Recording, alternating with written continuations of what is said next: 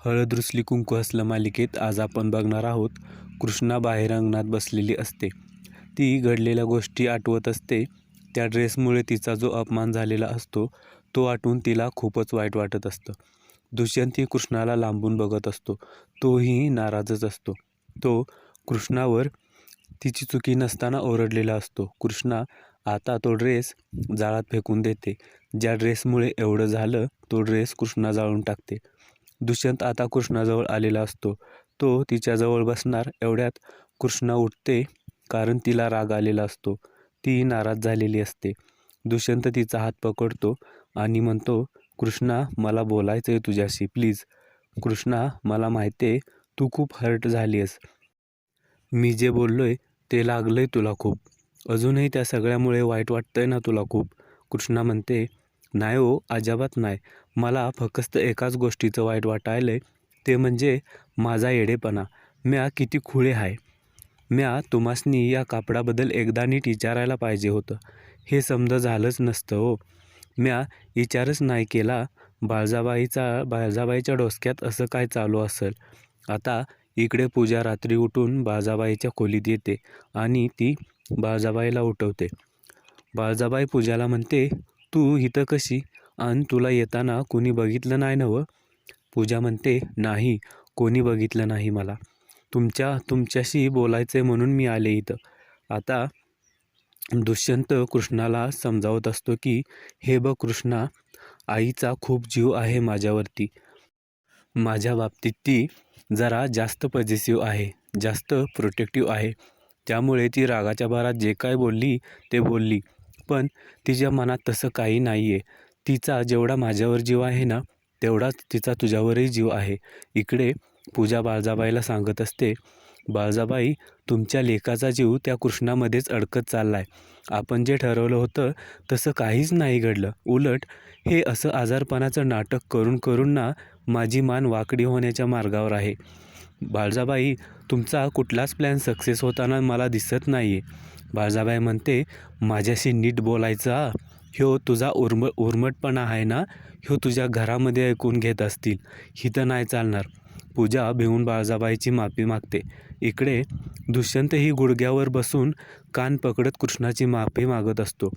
तो म्हणतो, I am sorry Krishna, आईच्या वतीने मी माफी मागतो तुझी. कृष्णा म्हणते, अहो सॉरी कशा पायी, माफी नका मागू तुम्ही. दुष्यंत म्हणतो, बरं सॉरीचं राहू दे, पण जिच्यामुळं तुला एवढं सगळं ऐकून घ्यावं लागलं ती साडी तरी घेशील ना? दुष्यंत आता कृष्णाला साडी देतो. कृष्णा साडी उघडून बघते. तिला साडी खूप आवडते. ती दुष्यंतला म्हणते, अहो लय झाक आहे बघा, फर्स्ट क्लास आहे एकदम. दुष्यंत म्हणतो, आवडली ना तुला? दुष्यंत कृष्णाकडे प्रेमाने बघतच असतो. दुष्यंत आता काही बोलणार एवढ्यातच त्याच्या फोनची रिंग वाजते. तो म्हणतो, पूजाच्या औषधाची वेळ झाली. आता कृष्णा लगेच पूजाला बघायला रूममध्ये जाते, पण पूजा तिथे नसते. कृष्णा लगेच बाहेर येते. आता बाळजाबाई पूजाला म्हणत असते, ए बाई जा इथनं. तुला जर इथं माझ्यासोबत कुणी बघितलं ना तर नुसता घोळ होईल, उगाच संशयाला जागा नको. कृष्णा दुष्यंतला येऊन सांगते. दुष्यंत सरकार, अहो पूजा खोलीमध्ये नाही. दुष्यंत म्हणतो, तू बघितलंस का नीट? कृष्णा म्हणते, हो सगळीकडे बघितलं पण नाही ती. आता दुष्यंत आणि कृष्णा दोघेही पूजाला हाक देत बाळजाबाईच्या रूममध्ये येतात. दार उघडून बघतात पण पूजा बाळजाबाईजवळ नसते. दुष्यंत म्हणतो, आई पूजा आली होती का? बाळजाबाई म्हणते, नाही पूजा इथं कशाला येईल? पूजा तिथेच लपून बसलेली असते. कृष्णा म्हणते, मग माझी पूजा गेली कुठं? दुष्यंत अचानक पडद्याकडे बघत असतो. तो पडद्याजवळ जातो आणि खिडकीला हात लावणार एवढ्यातच बाळजाबाई त्याला म्हणते, दुष्यंत तिथं काय करायलायस? पूजा खूप भिलेली असते. दुष्यंत म्हणतो, अगं आई खूप थंडी आहे आणि खिडकी पण उघडी आहे. दुष्यंत आता खिडकी लावतो आणि कृष्णा आणि दुष्यंत लगेच पूजाला बाहेर शोधायला जातात. बाळजाबाई आता पूजाला बाहेर जायला सांगते. इकडे दुष्यंत आणि कृष्णा आता पूजाला बाहेर शोधत असतात. सगळेच आलेले असतात. आढळराव, मैनावती, बाळजाबाई. आढळराव म्हणतात, काय झालं, तोंड का पडलीत तुमची? मैनावती म्हणते, अहो भाऊजी, ती कृष्णाची बहीण आहे ना पूजा, ती गायब झाली अचानक. आढळराव म्हणतात, काय? मैनावती म्हणते, अव बघा की घरातून जरा इकडचं तिकडं जाताना फ्रेंड फ्रेंड फ्रेंड म्हणत असती आणि आता तोंडातून एक सबूत बी न काढता गायब झाली. पूजा आता हळूच कोणालाही न कळता सगळ्यांकडे येत असते. अचानक जयकांतला ती दिसते. जयकांत म्हणतो, पूजा मॅडम. पूजा आता मुद्दाम चक्कर येण्याचं नाटक करते. जयकांत पूजाला पकडतो आणि म्हणतो, पूजा मॅडम तुम्ही काय बी टेन्शन घेऊ नका. म्या तुमच्या फ्रेंडचा लिटल ब्रदर आहे. म्हणजे तुम्ही मला लिटल फ्रेंड म्हटलं तरी चालतंय. आता सगळे तिथे येतात आणि मैनावती म्हणते, ही तर हिता आहे, आपण सगळीकडे शोधत होतो. आता कृष्णा पूजाला म्हणते, तुझी गोळ्या खायची वेळ झाली. ती दुष्यंतला पूजाला रूममध्ये न्यायला सांगते. जयकांत दुष्यंतला म्हणतो, भावा मॅडमला नीट सांभाळून न्या. मैनावती म्हणते, काय करावं या पोरीचं, स्वतःच्या पायावर चालायला तर येतंय, पण दुष्यंत समोर आला की हिच्या अंगात काय संचार तर कळतच नाही. कृष्णा म्हणते, काकी साहेब, अहो माझी बहीण आजारी आहे, तिच्या आजारपणाची अशी चेष्टा नका करू तुम्ही. बाळजाबाई मनातल्या मनात म्हणते, ज्या बहिणीची तू पाठराखण करायलीस नव, हीच बहीण तुझा संसार इसकटून तुला घराबाहेर काढते की नाही बघच. दुष्यंत पूजाला रूममध्ये घेऊन येतो आणि तिला आराम करायला सांगतो. पूजा मनातल्या मनात विचार करत असते, दुष्यंतला नक्की माझी काळजी वाटते ना, हे एकदा चेक करायलाच हवं. कृष्णा पूजाला जेवण घेऊन आलेली असते. कृष्णा पूजाजवळ बसून फळं कापत असते.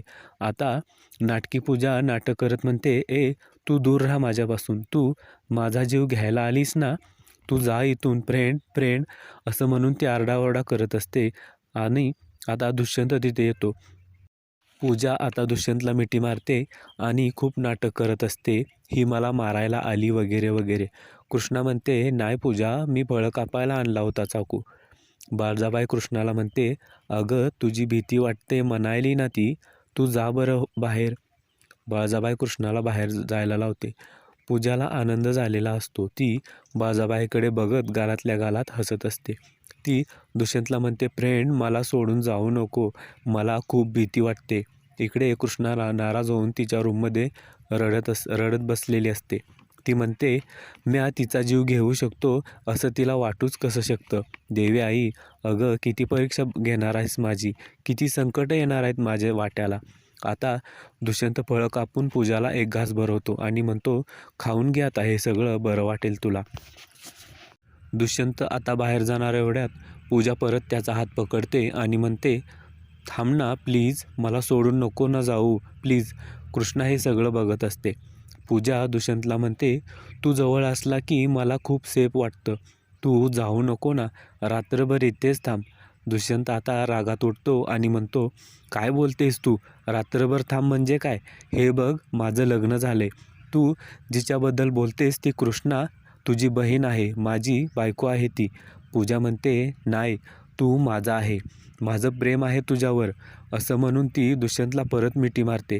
ती म्हणते, मी तुला कोणाचाच होऊ देणार नाही, माझा आहे तू. दुष्यंत आता पूजाला जोरात ढकलून देतो. तो म्हणतो, अरे कळत नाही का तुला, माझं लग्न झालंय, प्लीज ट्राय टू अंडरस्टँड. हे बघ माझी लाईफ आहे, माझ्या मागे रिस्पॉन्सिबिलिटीज आहेत, सारखं तुझ्या मागे नाही येऊ शकत. हे बघ, तुला एखाद्या गोष्टीची गरज असेल ना, काही हवं असेल तर मला सांग, मी दिवसभर तुझ्या आजूबाजूला आहे, पण रात्री तुला एकटीला झोपावं लागेल. पूजा विचार करते, इडियट, ही अशी बालिश नाटकं करत राहिले तर दुष्यंत माझ्यापासून जास्तच लांब जाईल. उद्याच्या भागात आपण बघणार आहोत, दुष्यंत कृष्णाला म्हणत असतो, कृष्णा जो वेळ, जे अटेन्शन मी तुला द्यायला पाहिजे ते सगळं पूजेच्याच वाट्याला जाते. आता मुजुमदार सरांचा दुष्यंतला फोन आलेला असतो. ते त्याला सांगत असतात की आपलं US जे क्लायंट आहे त्यांना आपला प्रोजेक्ट खूप आवडलेला आहे आणि तो प्रोजेक्ट कंप्लीट करण्यासाठी दुष्यंत तुला आता US जावं लागणार आहे. हे ऐकल्यावर मात्र कृष्णाला खूपच वाईट वाटलेलं असतं.